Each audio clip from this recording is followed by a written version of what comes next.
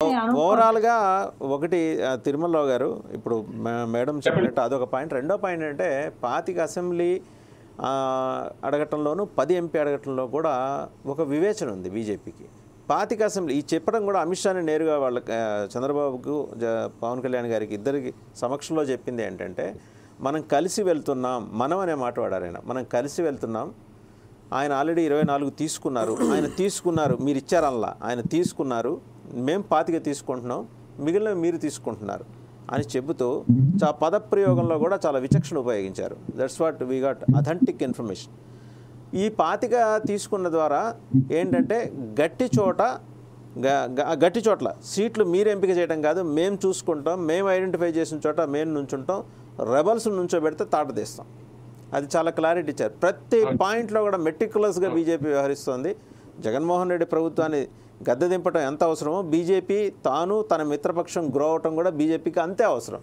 So ఈ సమప్రాధాన్యాల అంశాలుగా వీటి మీద దృష్టి పెట్టి ఫోకస్ పెట్టి చాలా ఎవరికి ఇవ్వనంత స్పేసు టైము ఆంధ్రప్రదేశ్కి ఇస్తుంది బీజేపీ.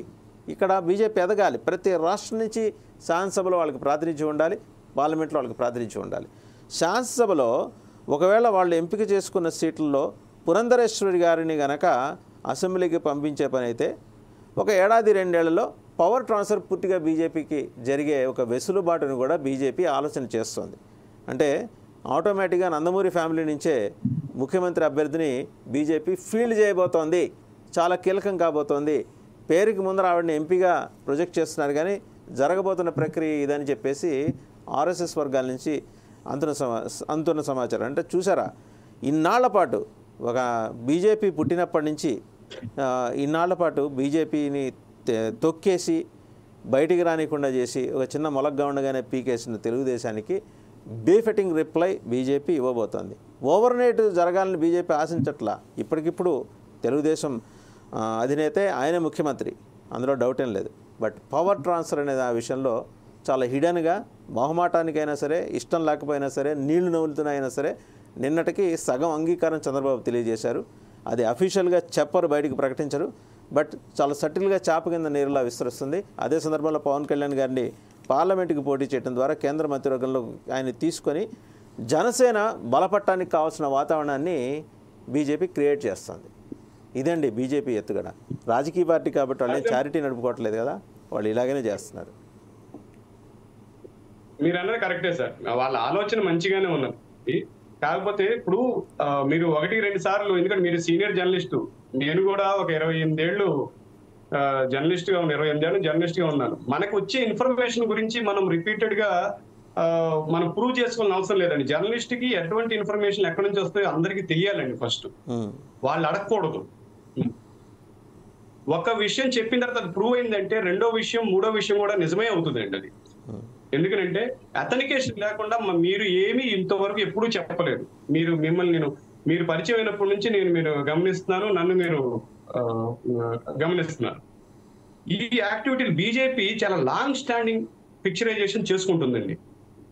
దానికి యాక్చువల్గా ఇప్పటికే ఒక తప్పు జరిగింది.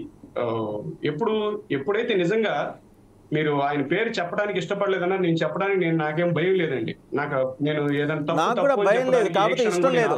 నేను లెట్ మీ క్లారిఫై, నాకు కూడా భయం లేదు, కాకపోతే ఇష్టం లేదు. నేను I won't utter that name, అంతే, దట్స్ ఇట్. నాకు ఎదుటివాడు ఎవరైనా తప్పు చేస్తే అది నా కుటుంబ సభ్యులు కావచ్చు, ఎదుటి వాళ్ళు ఎవరన్నా కావచ్చు, దాన్ని చెప్పడానికి నేను ఏ క్షణం కూడా భయపడినా అవతల వాడు ఎంతటి వాడైనా నాకు అనవసరం. కేవలం వెంకయ్య నాయుడు తన కులగజ్జితో చంద్రబాబుకి సపోర్ట్ చేసి ఆ రోజుల నుంచి కూడా తన పార్టీకి ద్రోహం చేసిన దుర్మార్గుడు వెంకయ్య. ఈ విషయాన్ని నేను ఎప్పుడు బీజేపీ వాళ్ళతో కూడా చెప్తాను. నేను అందుగురించే ఇవన్నీ పూర్తిగా గమనించిన తర్వాతనే మోడీ గారు కానీ, అమిత్ షా గారు కానీ వెంకయ్య నాయుడు గారికి ఎటువంటి పరిస్థితి కల్పించారనేది వేరే చెప్పక్కర్లేదు, ఆ తర్వాత మ్యాటర్. నెక్స్ట్, సీట్లు ఇంత తీసుకోవడం అంటే మేము ఇంత ఇచ్చారని బాధపడట్లేదు. పవన్ కళ్యాణ్ గారు ఒక దిశానిర్దేశం చేశారు, మన కెపాసిటీ తగ్గట్టుగా మనం సీట్లు తీసుకున్నాము, ఇంకేమన్నా కొన్ని సీట్లు ఉంటే ఆలోచిస్తున్నాను అని చెప్పి అన్నారు. అక్కడతో కథమండి. దాని గురించి మా కాపునాడు తరపున కావచ్చు, మా ఆంధ్ర ప్రజానీకంలో ఉన్న జన సైనికుల తరపున కావచ్చు, ఏమీ శశభిషలు లేవు. We are very clear. కేవలం ఒకటే ఏంటంటే మిత్రులుగా ఉన్న వ్యక్తుల్ని గౌరవించడం నేర్చుకోండి. మీ పాత తప్పుల్ని రిపీట్ చేయకండి. ఎందుకు ఎంతసేపు మనం మేమే గొప్ప అనే విధానాన్ని విడనాడండి. ఎదుటి మనిషిని ఏదో ఒకటిసారో రెండు సార్లు సభల్లోనూ మాట్లాడటం కాదు, ప్రతి విషయంలో కూడా గౌరవం కనపడాలి. ఊరికినే మేమేదో ఇప్పుడు ఆర్గ్యుమెంట్ జరిగింది కాబట్టి ఏమైనా మాట్లాడతాం, ఎందుకంటే మేము తట్టుకోలేని విషయాలు వచ్చినప్పుడు ఎవరైనా మాట్లాడతారు. అది 100% అండి. అది ఎందుకనంటే ఒక తప్పు జరిగింది, మళ్ళీ రెండోసారి ఎందుకు జరగకుండా చూసుకోవట్లేదు? అది ఎందుకు చెప్పించుకుంటున్నారు పదే పదే? అది అడగటం తప్ప? ఎట్లా తప్పు అవుతుంది? చిన్న విషయం ఇది. ఎందుకంటే ఒక విజయవాడ లాంటి హార్ట్ ఆఫ్ ది, అసలు ఆంధ్రప్రదేశ్ లో బర్నింగ్ సిటీ, రాజకీయంగా ఎంతో ఉన్నతమైన సిటీ విజయవాడ. తెలంగాణలో ఏమున్నాయి సార్ అటువంటి సిటీస్? ఒక్కటి కూడా లేదు. ఒక Vijayawada is base. Combined Andhra Pradesh లో కూడా విజయవాడే రాజకీయాలకి మూలం. బిజినెస్ కైనా విజయవాడనే. ఆ విజయవాడని డెవలప్మెంట్ లేకుండా చేసింది అప్పుడు చంద్రబాబు, ఇప్పుడు వైఎస్ జగన్. ఇంకో విషయం, బీజేపీ ఎందుకుని ఆ హిందుత్వ పరంగా కూడా ఒక స్టెప్ తీసుకుంది అంటే, తన ప్రణాళికలో భాగంగా హిందుత్వాన్ని కూడా ఒక స్టెప్ ఎందుకు తీసుకుందంటే, చంద్రబాబు గారు 48 గుళ్లను కూల్చేశాడండి. కేవలం రోడ్డు వైడనింగ్లు వీటి కోసం మాత్రమే.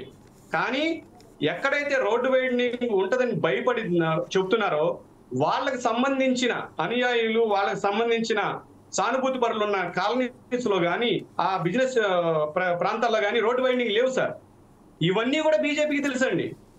ఎందుకు ఈ రోజు బీజేపీ ఎంత పట్టుబట్టుందంటే కారణం ఇదేనండి, వేరే ఏం కాదు.